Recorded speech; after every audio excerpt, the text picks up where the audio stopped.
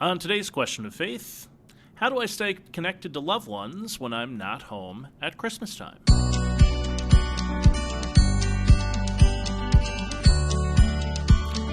everybody, this is Question of Faith. I am Mike Hayes. I'm the Young Adult Ministry Director in the Diocese of Cleveland. And I'm Father Damien Ferentz, the Vicar for Evangelization. And I'm Christy Cabaniss, Director for Missionary Discipleship. And Christy and I are both new Clevelanders to an extent. I mean, this is my third year here. So I've just been here 1 year. You've been here one, right? And so we've not been home for Christmas, I think. Is this your first time that you're not home for Christmas? No, you were in the military, so you weren't home for Christmas then. Yeah, but right? home for Christmas is, I mean, I have a family of my own, and my family lives all over the country. So yeah, so it's different. I've not really, that's not a thing It's for not us. a thing for you. But yeah. it is a thing is so insofar as I have young adult kids, and there you they're go. not home for Christmas now, which is weird. Oh, okay, yeah. And so is this the first year they're not home for Christmas with you, or no?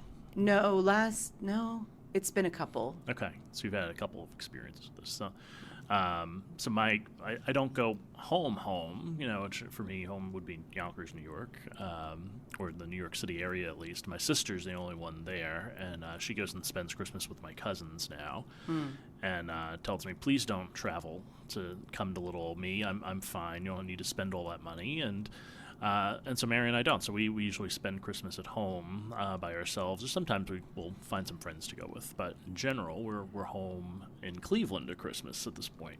But we don't have any extended family to celebrate with at this point in time. FD, what about you? I've only not been home for Christmas one time in my whole life. So I'm born and baptized in the Diocese of Cleveland, and that one time was when I was in Rome, and it was during COVID. I was gonna say, because if there was a risk if we went home that you wouldn't be able to come back. And I was finishing my doctoral work, and I thought, that's the last thing I want. So I just stayed there. However, in fact, this year, I'm going back for the first time since I left for Christmas, because the way that my schedule works out, I teach at the seminary, as you know, so I can't travel during the semester, and I don't like to be away from the office much, so I usually take my vacations during like Memorial Weekend, Labor Day weekend, and then I'm going Christmas. So I got a good buddy who teaches at a seminary down in Florida, and we're going to meet there in Rome, and I got another Capuchin friend. We'll do a little bit of travel during the Christmas season this year. So Cool. Yeah. Yeah, and this year, with formation, we haven't been able to come. Marion's family actually it's a big deal. They have a big family Christmas party, like a couple weeks before Christmas, and it's sort of command performance. Marion's mother started this party to get the whole family together. So it's like 75 people go to this thing, and we have not been able to go because it's almost always on a Saturday, and I'm in formation on Saturday in class, so we've missed, I think, at least the last 3 years, if not more. Maybe it might even be more like the last 4 or 5.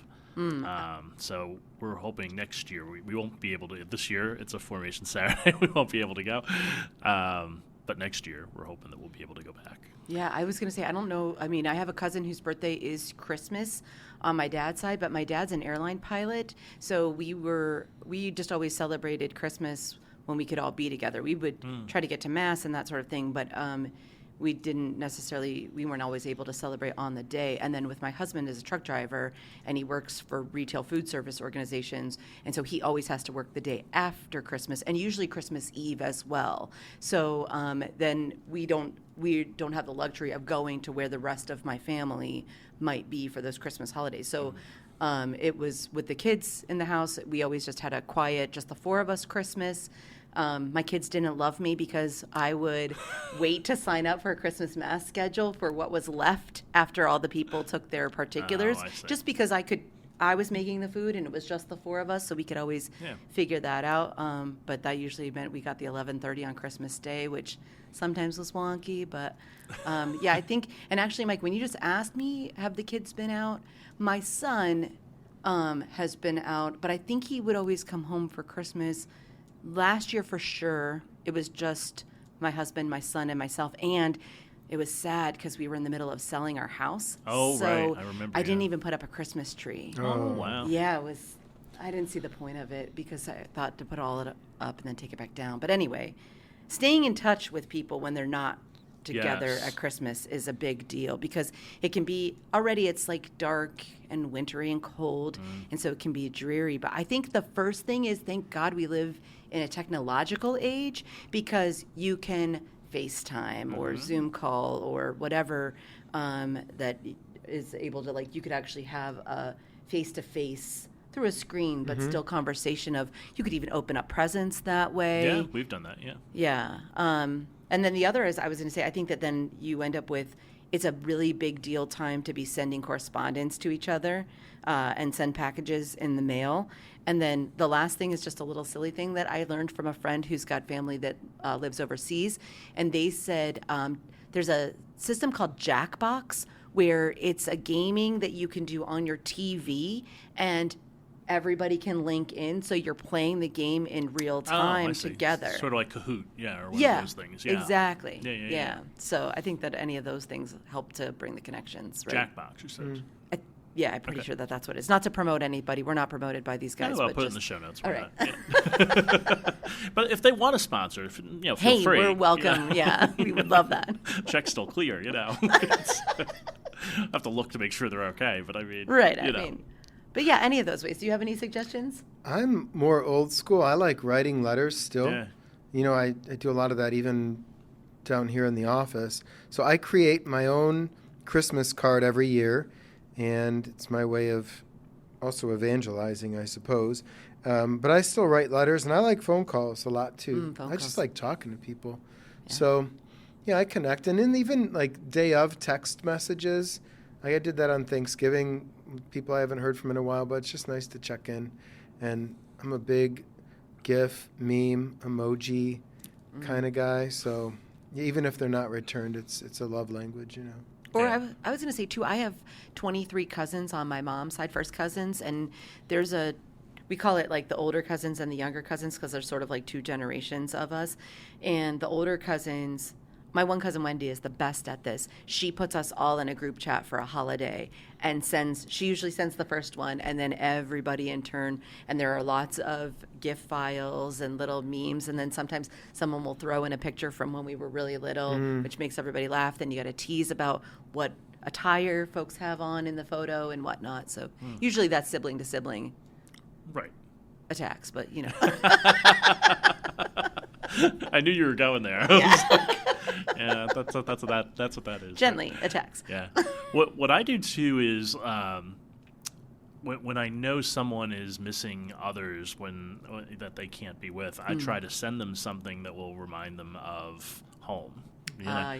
So like for my wife Marion, I always try to send her some kind of an Italian food item from Arthur Avenue in the Bronx or somewhere in Brooklyn, or her favorite store, her favorite food store that her grandmother used, or a product that her grandmother used to cook with, or something like that. And then usually I'll make the food, Yeah. So I also have to say, okay, is this something I actually know how to cook?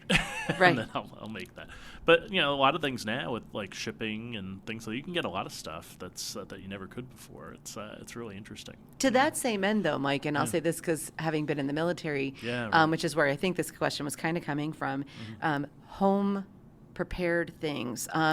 My grandma, my dad's mom wasn't like big on the cooking, but she knitted slippers all of the time. And so that was something that my sisters and I always looked forward to at Christmas time. So, a knit or crocheted like blanket or slippers or whatever that sort of thing is, or like to bake those famous mom's cookies from the back of the Toll House bag, whatever. But the homemadeness of things really means a lot.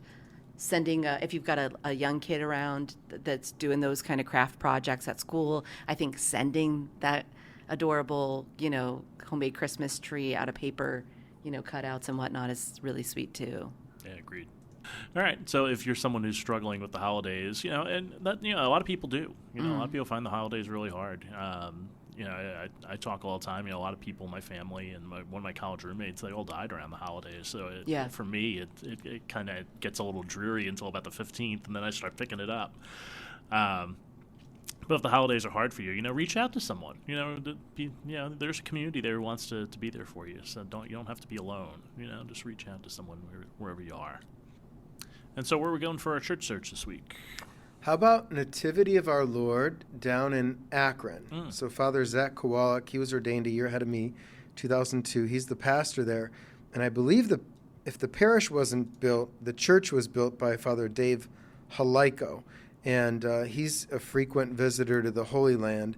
So in that church, there's actually like a little museum, and they have a replica of a lot of the things that are in the Holy Land, like the Bethlehem and the Holy Sepulchre. And there's a lot of wood in there. It's quite beautiful. I want to say the second round of 9 nights, so 2 years ago, we were down there. And it's a beautiful little church. It's in Akron, but not really in the city. It feels more like suburb, but it's a pretty little parish. And they do pilgrimages out there, in fact. So it's a nice place to visit.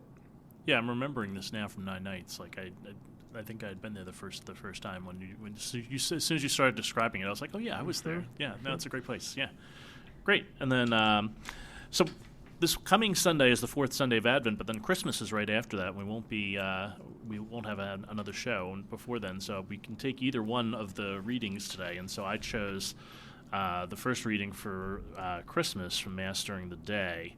Hark, your sentinels raise a cry, together they shout for joy, for they see directly before their eyes the Lord restoring Zion. Break out together in song, O ruins of Jerusalem, for the Lord comforts his people, he redeems Jerusalem. I thought that was just really beautiful. So it kind of struck me. I don't remember hearing that reading before, because I usually go to midnight mass, so I probably haven't heard that reading in a long time. So that was great. So that's for Christmas Day. What did you pick out, Christy? I looked at the fourth Sunday of Advent because, I felt really sad that there's just the Sunday of Advent and not a whole entire week for us to get to celebrate this year. Right. But that first reading also for me from Samuel, and this opening couple of phrases, when King David was settled in his palace and the Lord had given him rest from his enemies on every side, he said to Nathan the prophet, here I am living in a house of cedar while the ark of God dwells in a tent.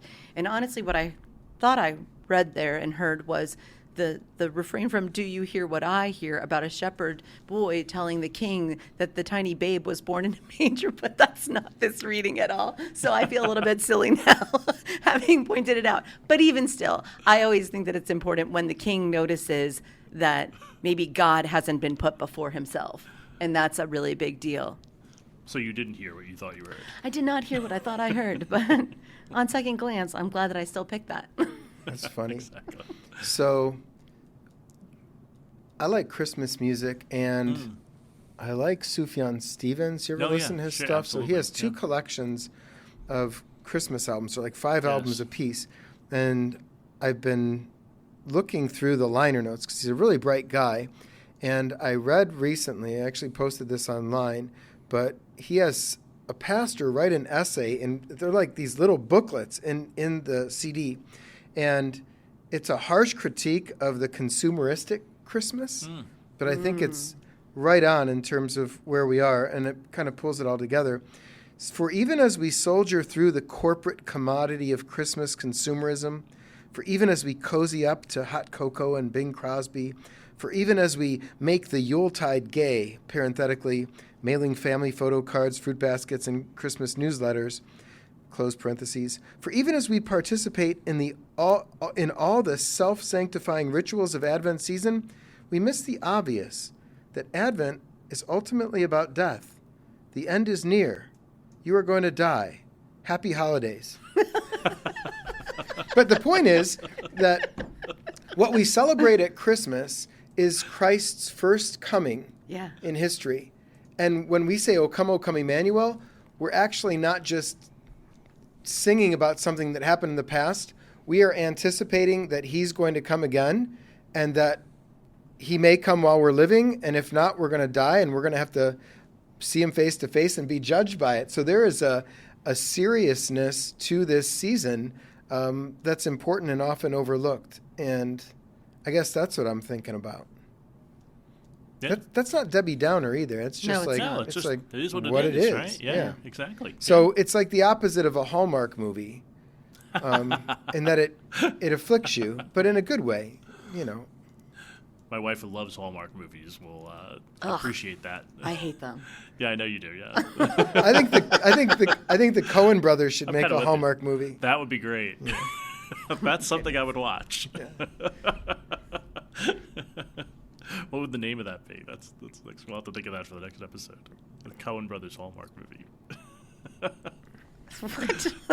Yeah, think of the title. What would the title of a Coen Brothers Hallmark movie be? I don't know. I would have to think of it.